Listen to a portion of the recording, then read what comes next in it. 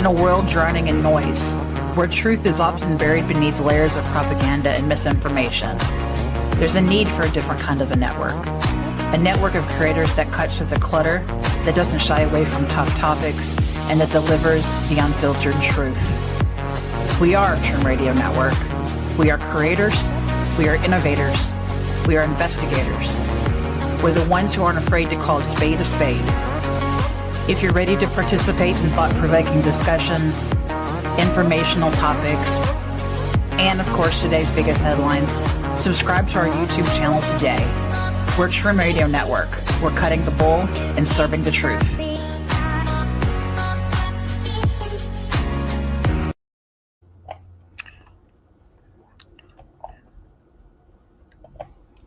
Hello and welcome, everyone. It is the Revelation Show with your host, Peter Kling, also known as the Einstein of Biblical Prophecy. And here he is, Peter Kling.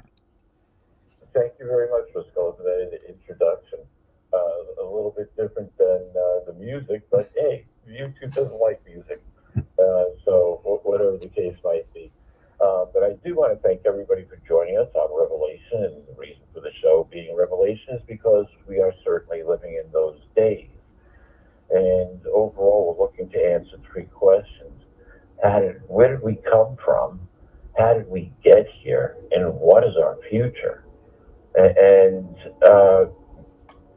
it's one continuous line, and the answers are actually held within the scriptures. Once you remove religious dogma and doctrine from the Bible, you find out that there's a lot more there than may actually meet the eye, especially if you're looking through scientific glasses, so to speak. So you look for scientific explanations for the things that were recorded, and you come away with a slightly different comprehension of what is actually recorded in the scriptures and what is actually going on. And that's going to lead a little bit to tonight's topic, extraterrestrials. And we've got a really good one with Three-Eye Atlas. Riscola and I were just talking about it before the show. Riscola, why don't you just chime in on that just for a minute, and then we'll dive a little bit deeper into this and then tie it into tonight's show. It's just a lot of weird things, you know. Something I heard today is that all of a sudden it just stopped. Out of the clear blue, it just stopped. Another thing was it split itself in half, two equal portions, and one of the halves completely disappeared. Another report said, well, you know, that's not the only thing up there. I think they said like 7 or 8 or 9 more objects of some sort are coming along with it. It's changed courses several times. This just one, and there's a light coming out. There's lights coming from the side of it, and there's a light coming out of the front of it. To me, it's a mama ship. Well, you know, with what happened actually on the sun as Comet 3I Atlas reached perihelion, all of a sudden a bunch of sunspots went off. And depending on where you live in the United States and or Canada, especially Canada, you expect to see the Aurora Borealis tonight because some of those sunspots are still firing. And now they're being aimed toward Earth. But there was some major solar flaring that was going on as Comet 3I Atlas was passing by the sun. And people are questioning, you know, I started paying attention to this about 3 months ago or so. And I've heard everything that there is to hear about this. And you've got Avi Loeb, who professor at MIT, started talking about this as being an extraterrestrial spacecraft. Could it be? Highly unlikely. But one thing's for sure, we've never seen anything like this before. And this is interstellar.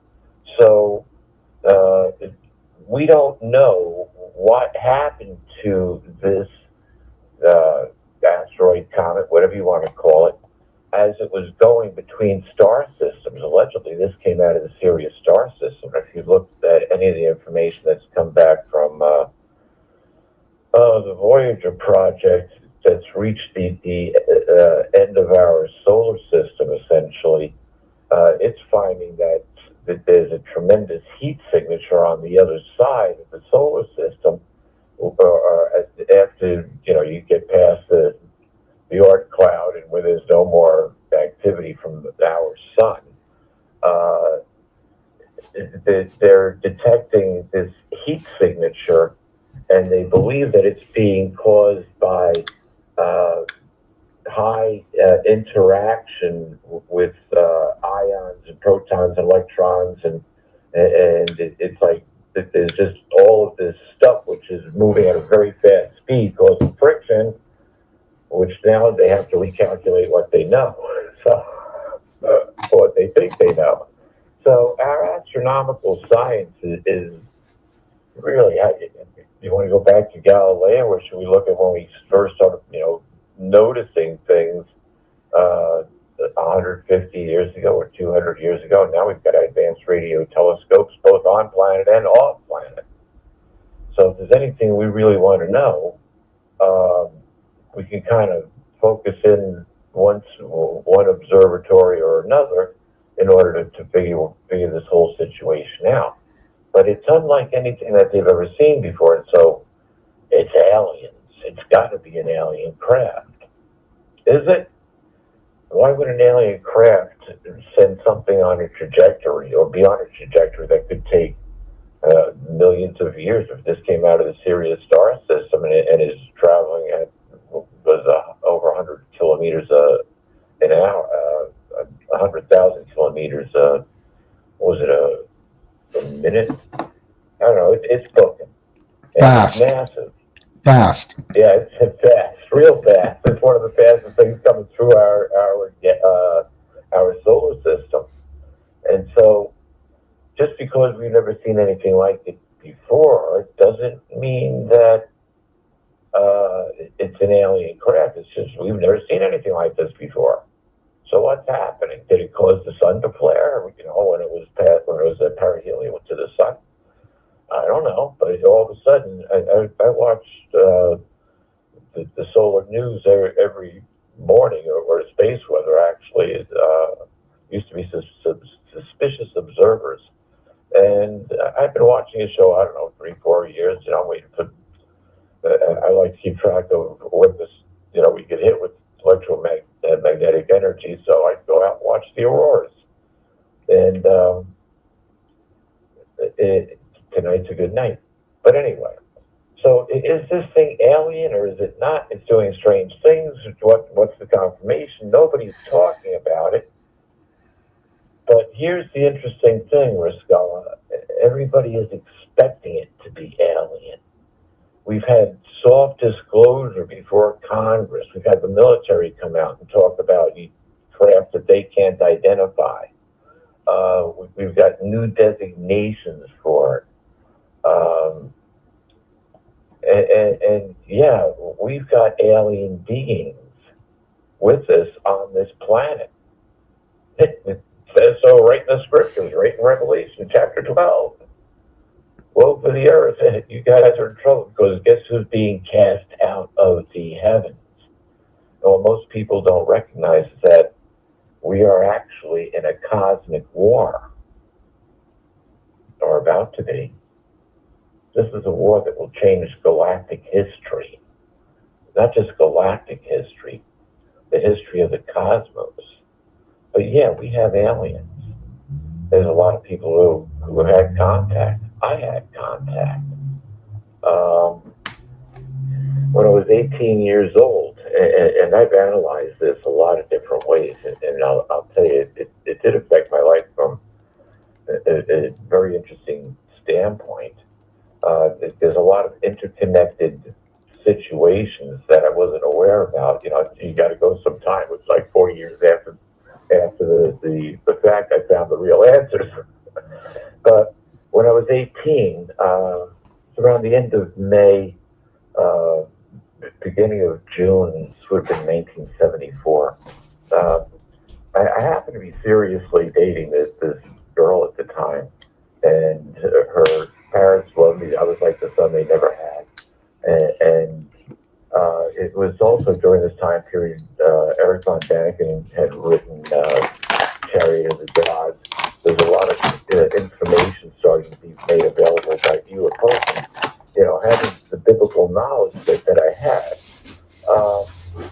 I was extremely curious about UFOs, and I had read everything I could get my hands on as far as what they were suspected.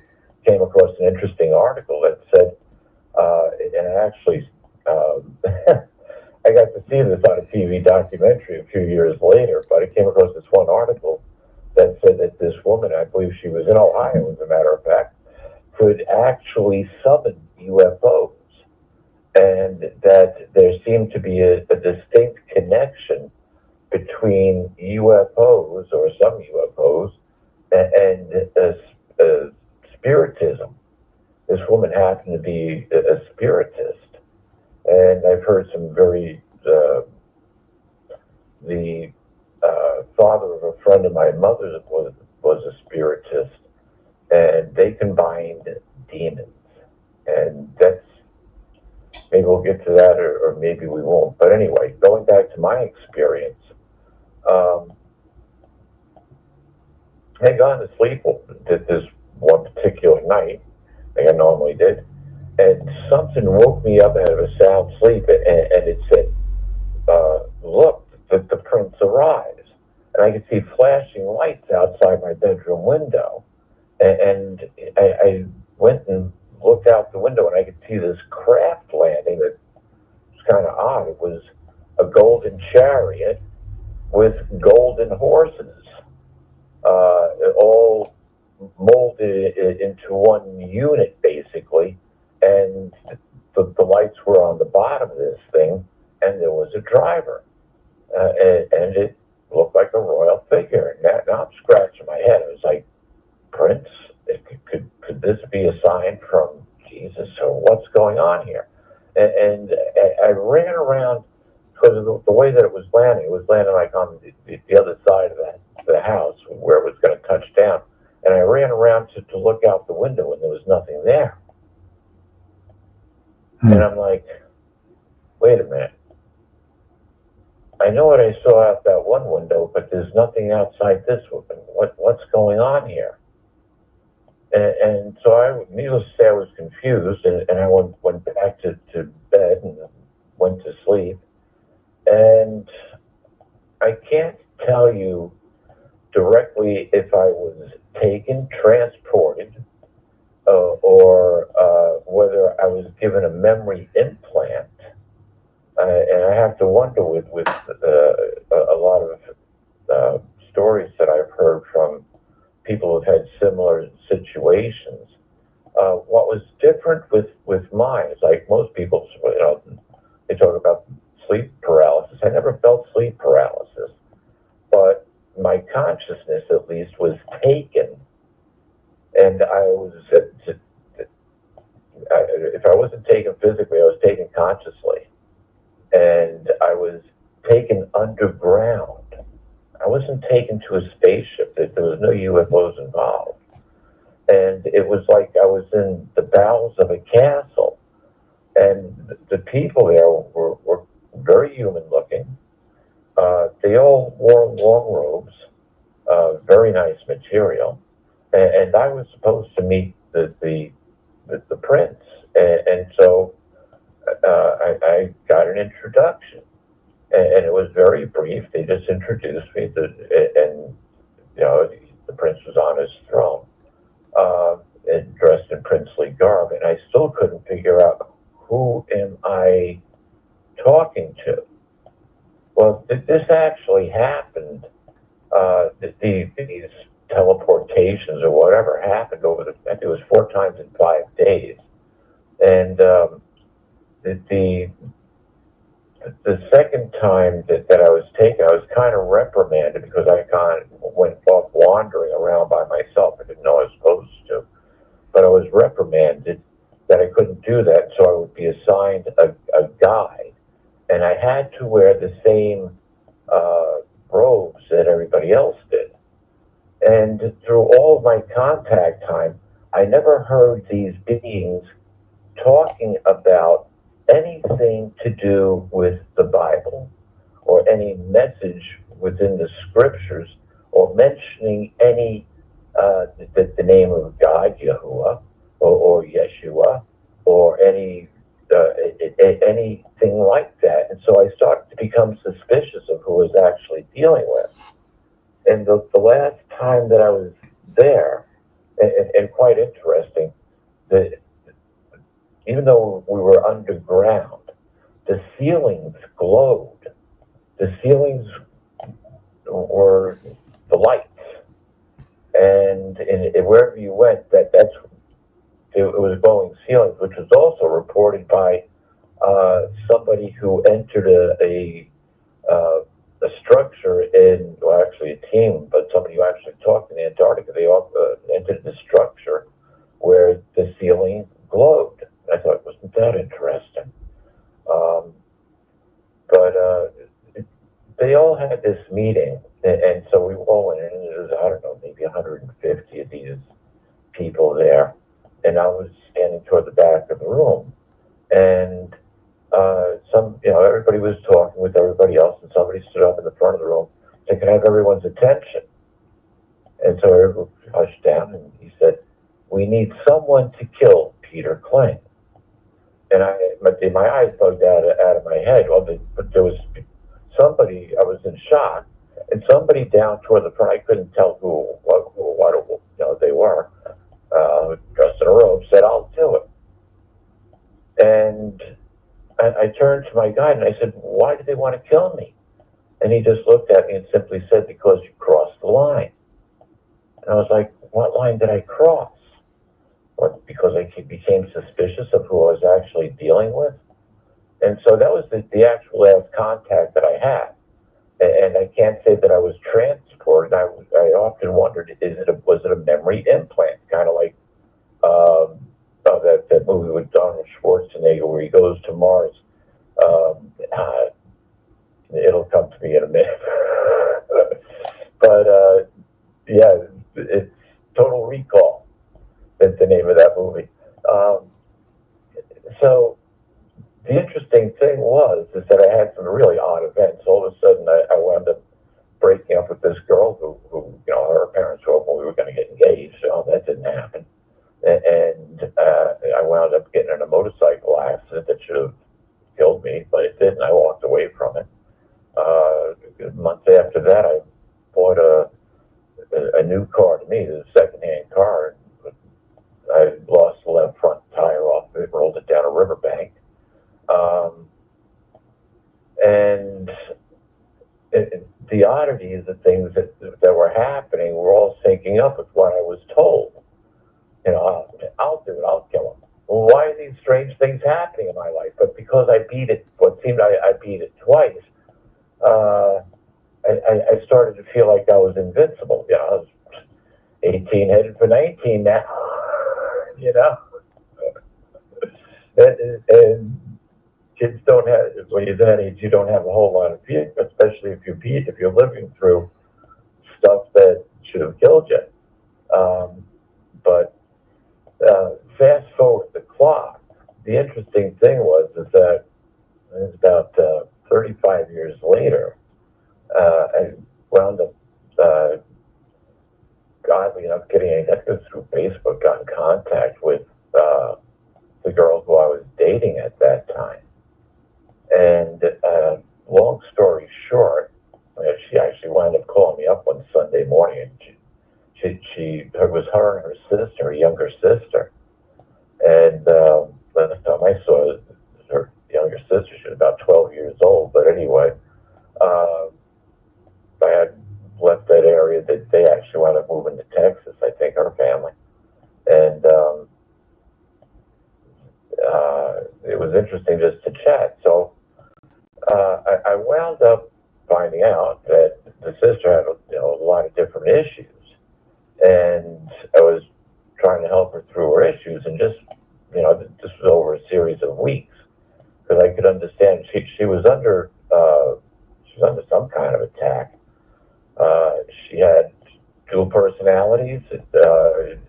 If she would take on a persona of someone called Trixie, and she became a totally different person, totally outrageous. I'm not going to go into detail of the parties that they would have, but let's just say they don't need mentioning. But just when I thought we were going to have a breakthrough here, where she could leave all that behind, she regressed, and I got so irritated with the situation. I was like, okay, there's nothing I can do here. And I knew exactly what was going on, and I wound up calling her sister, and I said, look, I got her to this point, and this happened. And her sister said, it's the box. And I said, what box? She said, my father, her parents loved me like the son they never had, but her father had this work box that had religious and Masonic carvings in it. And whoever had the box seemed to have a crazy life. It goes deeper than that. There were demonic entities connected with this box,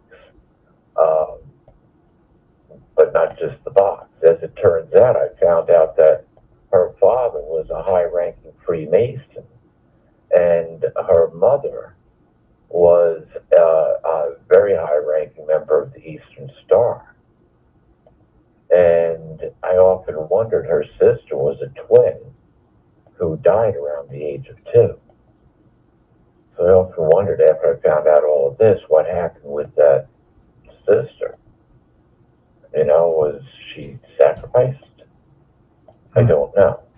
But regardless. But the interesting thing was, this woman identified the box as being an issue. I said, well, look, you got to get it out of there. Put it in, I understand it's a keepsake, but put it in like a storage container or something. Get it out of her house. And she said, and what the conversation went on, she said, well, I've got my mom's jewelry here too. And she had complained earlier in the year that they had just moved to a house that had an alarm system and a safe in it. So she took all of mom's jewelry out of the house and brought it out of the bank safe deposit box and brought it to the house. Worst financial year ever, as she said. And we're now in the month of October. It was for both her and her husband, the worst year they ever had. And so once this information came out with the box, I said, you're going to have to go through all your mom's stuff and figure out, the first thing, put the jewelry back in the safe deposit box, get it out of your house. And she actually did. And she did a total house cleaning. And a couple of days later, it was about a week later, and this woman had been in real estate. She was the real estate agent for NASA out of Houston. She buy and sell homes for every time there was, people came out, they would go to her. So she had a very good reputation in that area. And she, after she cleaned all this stuff out of her house, it was about a week or so later. She said, I called her up, she let her go to voicemail, and she texted me back, sorry, can't talk now. It's raining buyers and sellers.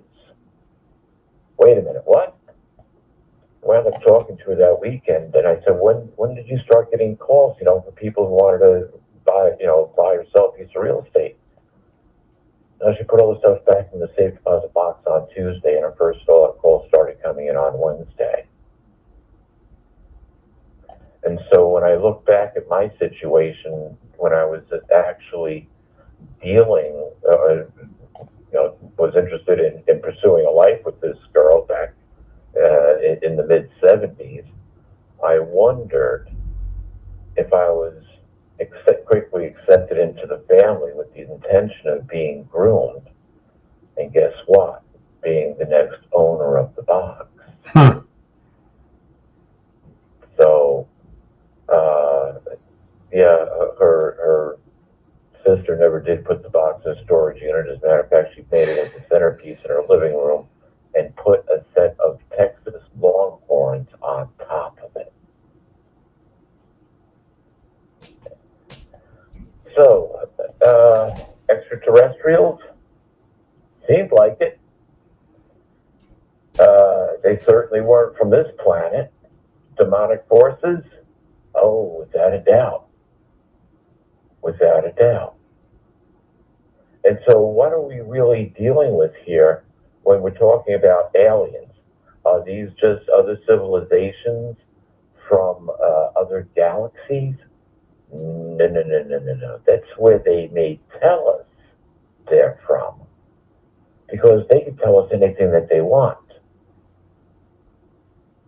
But you have to start looking, when you go back to Scripture and look at the involvement that is there,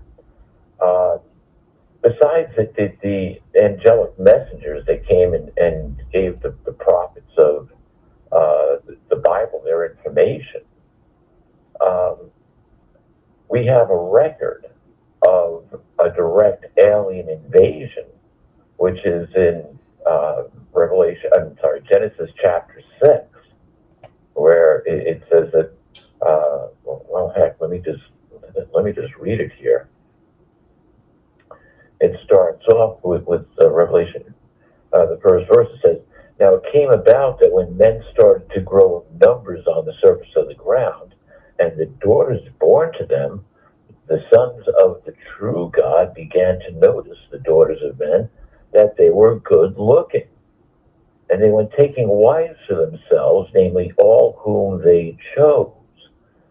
What we have here is basically the first alien invasion of planet Earth. And these were by the sons of God. Now, the book of Enoch, which is said to be one of the apocryphal books, but the Essenes, of which Jesus was or Yeshua was a member of the tribe of the Essenes, most likely, cherished the book of Enoch and the information within it. I've read the book of Enoch, and it's totally congruent with the rest of the scriptures. And the book of Enoch, essentially, Enoch, who was the son of Methuselah, if I recall correctly, he got to be the prophet to the sons of the true God, or as in the book of Enoch, the watchers. And so he had to prophesy against them because they left their place and they were committing a great sin against not just God but mankind. And they fathered the Nephilim. And these things were giants.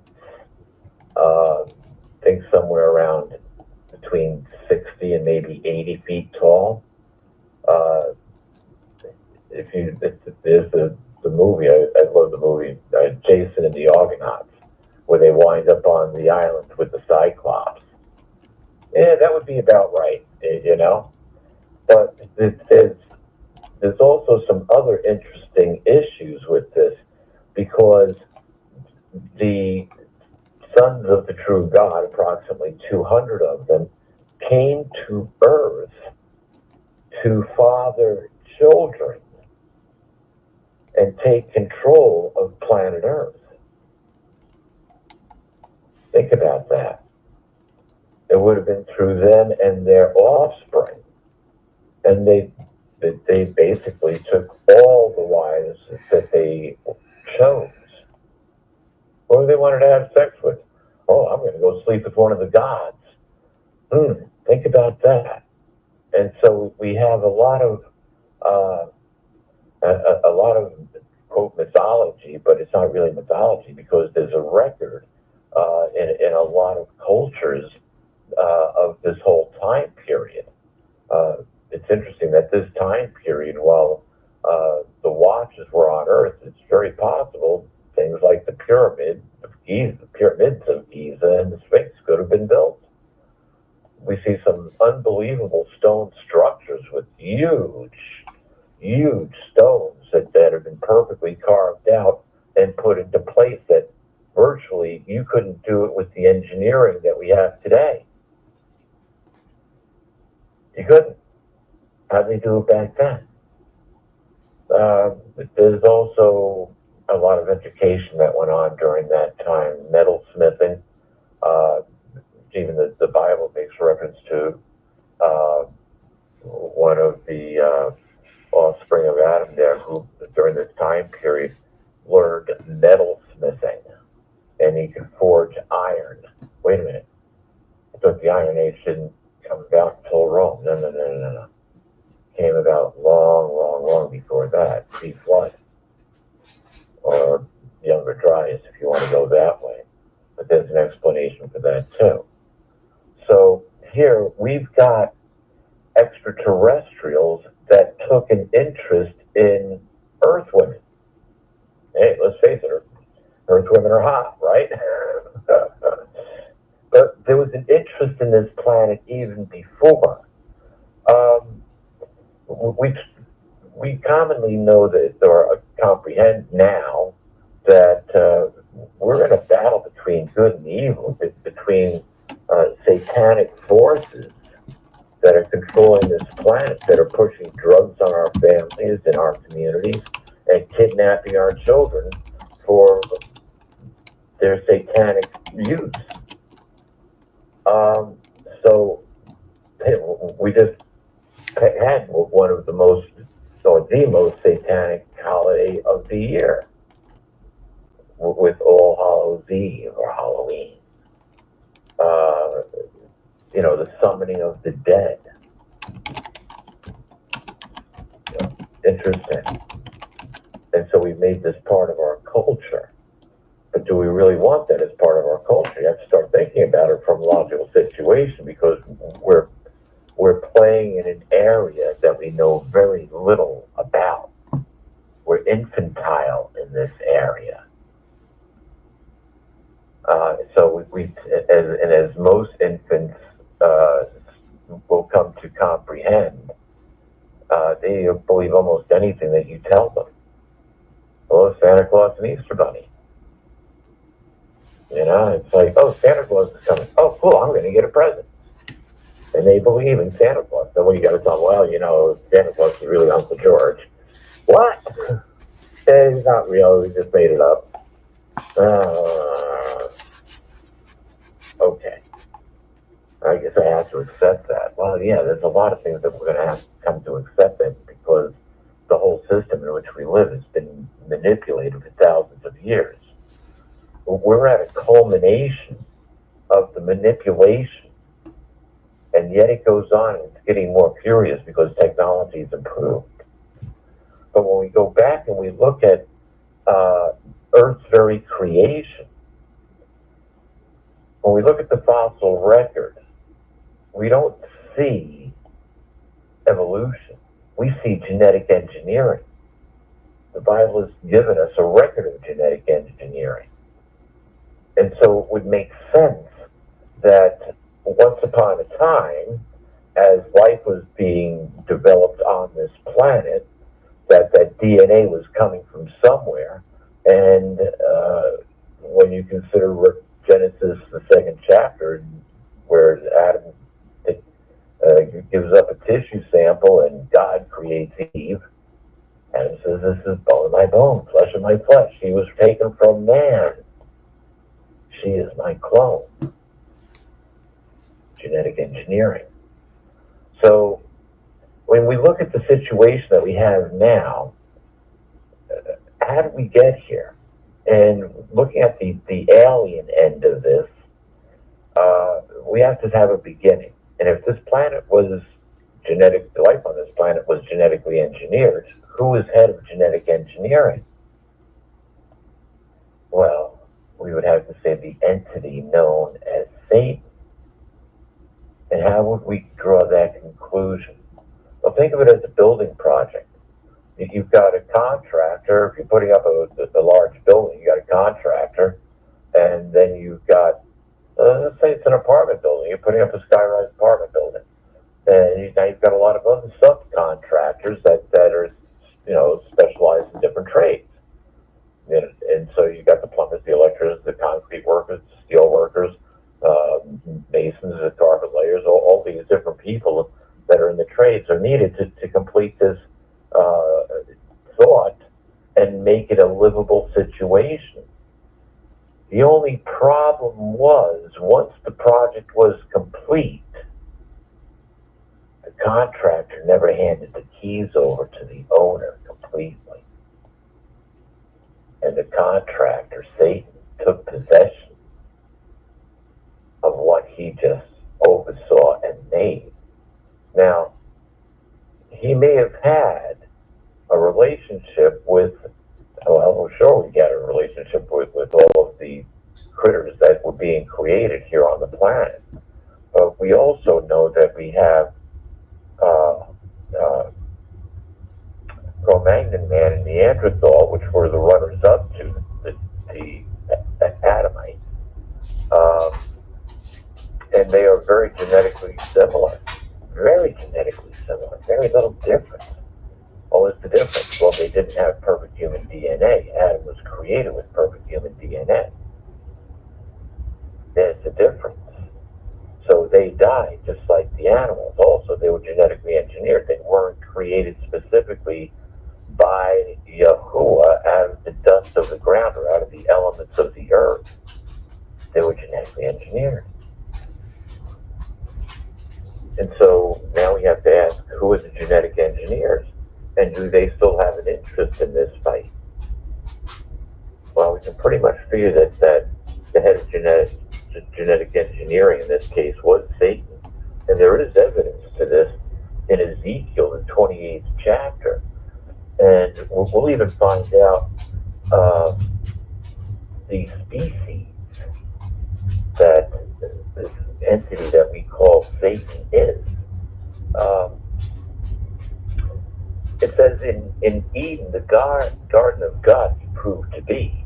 Every precious stone was your covering: ruby, topaz, jasper, chrysolite, onyx, and jade, sapphire, turquoise, and emerald. And the gold was the workmanship in your settings and in your sockets in you. In the day of your being created, they were made ready. You are the anointed cherub that is covering, and I have set you on the holy mountain of God. You proved to be. In the midst of fiery stones you walked about.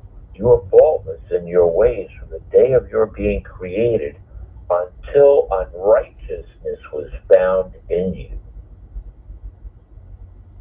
Think about that. So Satan was the covering cherub of Eden. He was basically, now think about this, here,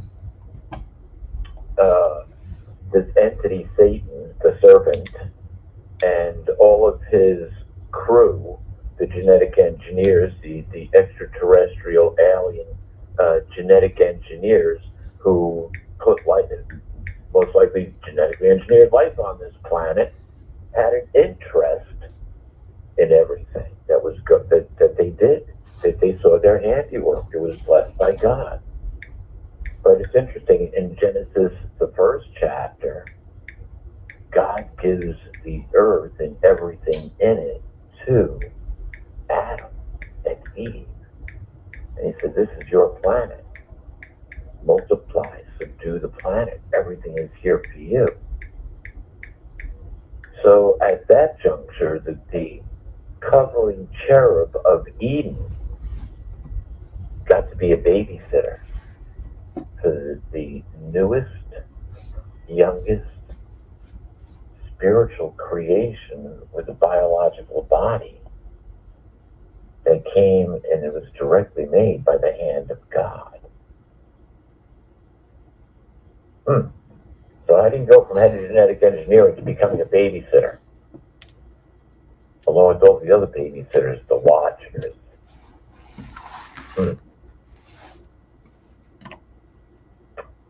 Did you let unrighteousness come into you and want to get your creation back to rule over the humans and make you their God? Apparently so. And so that's where this starts. So we have a very powerful extraterrestrial, a cherub, who is given a very responsible position to create life on this planet, genetically engineer life to the point where it could be inhabited by the human species, the human children of God. But he didn't want to let it go. He couldn't let it go. He wanted it for himself. And so there's the start of the extraterrestrial intervention in our world today. Now, if you go down through the scriptures, there's lots of extraterrestrial intervention. Hello, Sodom and Gomorrah. You, your wife, and your daughters got to get out of here. They actually found that place, Sodom and Gomorrah. It's on the northeastern side of the Sea of Galilee. I'm sorry, the Dead Sea. It's on the Jordan River, and you can find the purest sulfur on the planet in that area. That whole area was blown up by a big sulfur ball. So it actually did, it's almost pharmaceutical grade sulfur that's there. And when that ball exploded, it vaporized, it turned the salt water in the Dead Sea to a salt plasma. And so when Lot's wife stopped and looked around and couldn't believe her eyes to what was happening, she was literally turned to a pillar of salt. That salt plasma hit her body and solidified, burning her body completely because it was a plasma. So yeah, there's the biblical record is accurate to what the evidence of that area it actually is. And so again, we've got these two extraterrestrials that are involved there. But the most famous isn't really an extraterrestrial. Well, it was at one time. That would have been Michael, who became Yeshua. And we have the virgin birth of Mary. Now, I'm sorry, the Mary virgin birth of Jesus. Sorry about that. And here, this entity that we know as Yeshua or Jesus, who lived on this planet, he had a pre-human existence. So that consciousness was put into a biological zygote and then implanted into the womb of Mary. And so Jesus actually could be called the Son of Man. See, Jesus got to experience life for 33 years on this planet as a human, being born into a situation, and all around him was imperfection. And so he got to comprehend what we had, or what people back then had to live with. And they hated him for telling the truth. And they killed him. Nisan 14, 33 CE. In 8 years, basically, 8.5 years. I guess it is 8 years now. 8.5 years, we will have Nisan 14, 2033, a 2000th year anniversary of the death of Jesus. What that's got to do with extraterrestrials? War broke out in heaven. Michael and his angels battled with the dragon and its angels. The angels that used to be the genetic engineers of planet Earth. But the dragon did not prevail, and so down to the earth the dragon was cast, dragging a third of the stars with it. And woe, woe, woe for the earth, and for those who live upon it. For Satan has been thrown down to you with great anger, knowing he has a short amount of time. And so the greatest alien invasion of planet Earth probably took place right around the the time of the First World War. And so the whole world was in turmoil, and you got killing on a wholesale level. When I calculated it, I wrote Letters to Earth, approximately 1 billion people died during the 20th century because of war, political uprisings, coups, and the issues that they bring, along with the Spanish flu, which may have actually been the forerunner of the last major pandemic that we had here, which basically shut down the whole country for 2 years. Wasn't that fun? But all of these things are tied together. And so now we got UFOs all over the place. Some of them are ours, some of them are theirs. Where'd the technology come from? Well, they couldn't develop technology until we could develop the technology in order to build these crafts. But there's no doubt, whether you want to believe that they're, Nordics or from Sirius or from the Pleiades or wherever you want to believe they're from. That's fine. But they've been essentially ruling this planet almost since the days of the rebellion of Eden. Certainly from the time that we can see the days of Noah, when they noticed, whoa, Earth women are hot. Interestingly enough, too, when you go on to read that account in Genesis 6 chapter, God gets so angered over this that he reduces the lifespan of man down to 120 years. Keep in mind, Noah's grandfather, or great-grandfather, lived with Methuselah. This was his grandfather. He lived 936 years old, just short of a God day. Now mankind was going to be reduced to 120 years. So the humans got their genes adjusted twice. Once from the tree of knowledge of good and evil, where we picked up the telomere gene or the telomere virus, and then whatever happened during the days of Noah, were those telomeres shortened, or our genes manipulated again in another way. Interesting. The genetic engineers use genetic engineering to shorten our lifespan.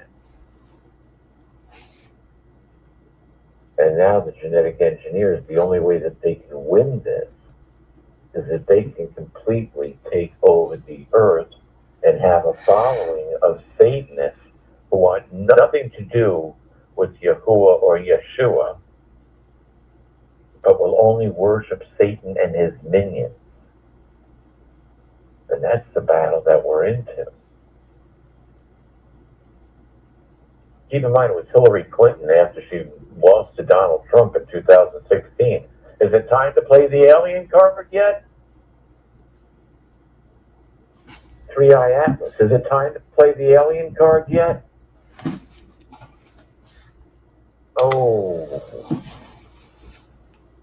maybe, maybe not. But when they get ready to take down religion, the alien card will come in very handy. And so until then, we're all under this effect. And we have to become aware of it, because we are in a fight. We see so much division on this planet. And I thought we left all this stuff behind in the 60s. Me personally, I've made friends all around the planet. I can't say I ever came across people that I didn't like.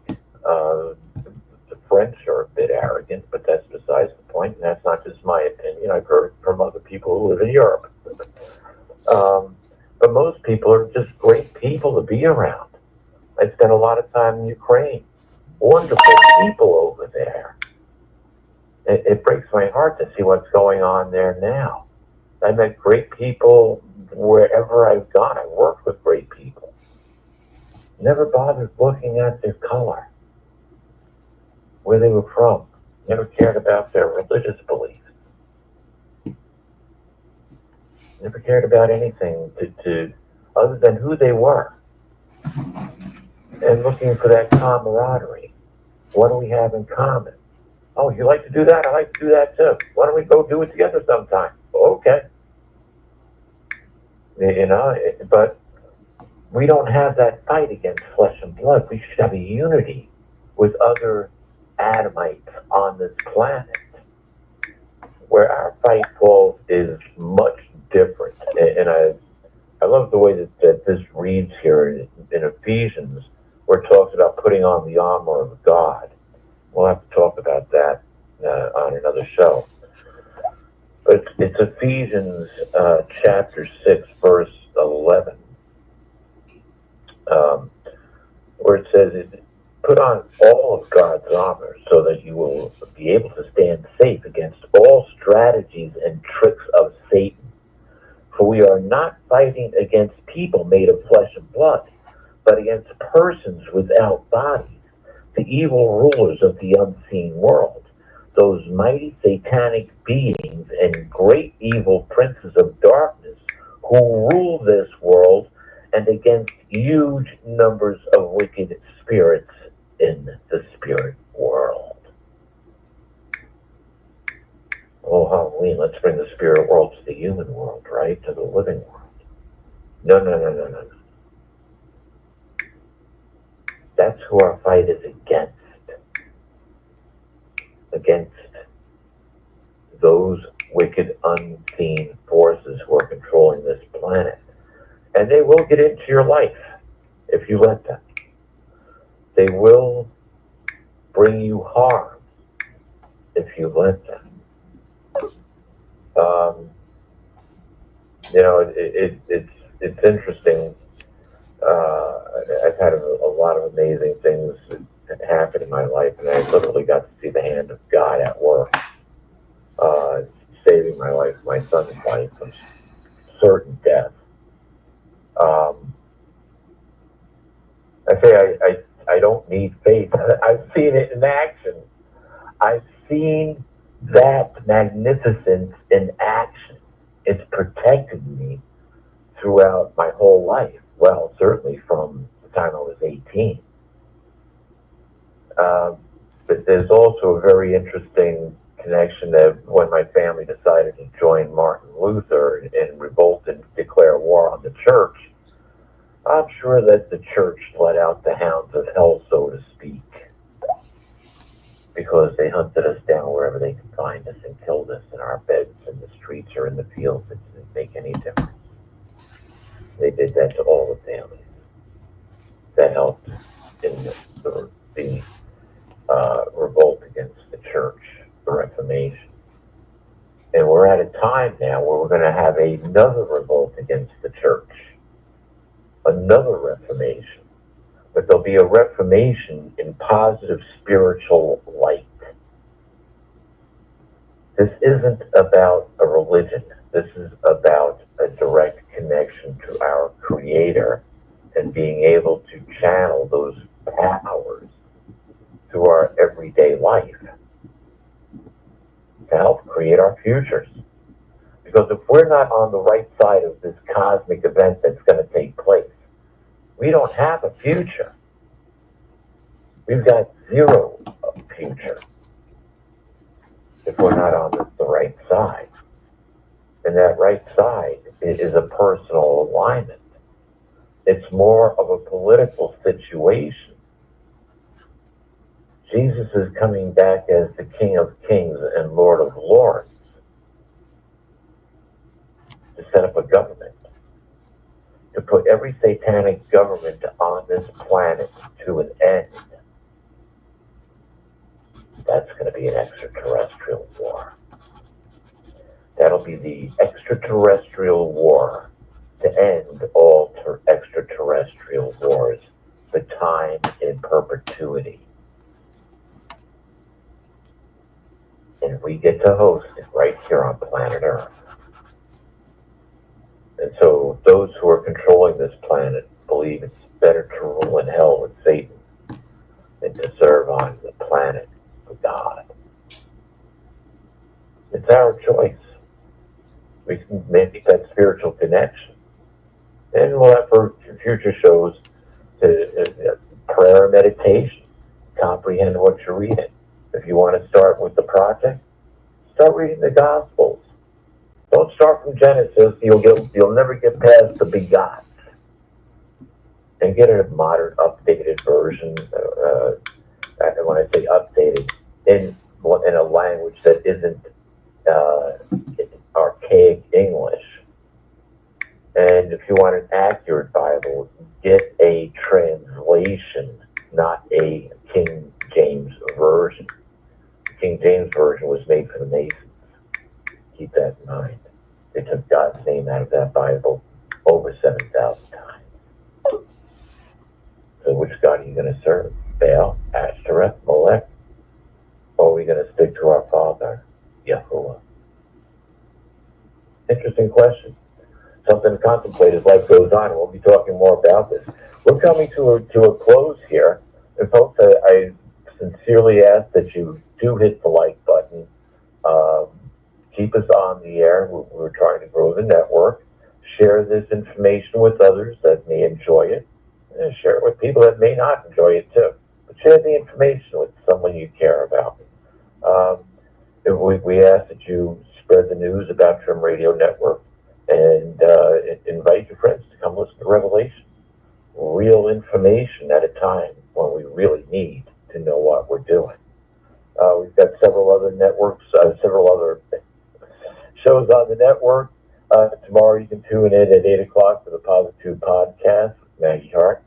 She is an excellent resource for spiritual guidance. That's what she does the most. She can really help people design their future and overcome situations that we may be facing now, especially if they may be maybe being blocked by extraterrestrial forces. With that, Priscilla, is there anything that you would like to add? No, I think you covered it pretty well. I got information that somebody's hearing noises or something in the background. So once we end this stream, I will go back and listen to it and see. I have no idea where the noise is coming from because I don't hear anything on my end. Yeah, and there's everything is pretty much dead silent here. I don't have any machines ringing or anything. Yeah. I got one light on in the whole house. So No, I'm not sure where we're picking up the humming. Yeah, I'm not. I was told it sounded almost like somebody typing and then eating, maybe biting into an apple, paper crunching. So just a bunch of different sounds, and that's not good. So I got to figure out where that's coming from. You and I are the only ones on the studio right now. I don't see anybody else in the studio. So, and if they were in the studio and making those sounds, I would be able to hear it. So I don't know. I have to go back and listen to the recording once we end the stream. Okay. Well, hey, we'll get the bugs worked out of this before long. So be patient with us. We're getting this all worked out on a kind of a new platform and trying to make the best of what we have. Yep. One of the issues is I live off grid, and we do not have Starlink, at least not yet. So maybe we'll overcome that hurdle one day. But there's nothing nearby except for a cell tower about 8 miles or so away. Yeah. So that's it. That's all the communications we got. So with that, hey, we're always happy to take donations and build a better infrastructure. Yeah. But that's for another day. With that, I'm going to say love and blessings to all.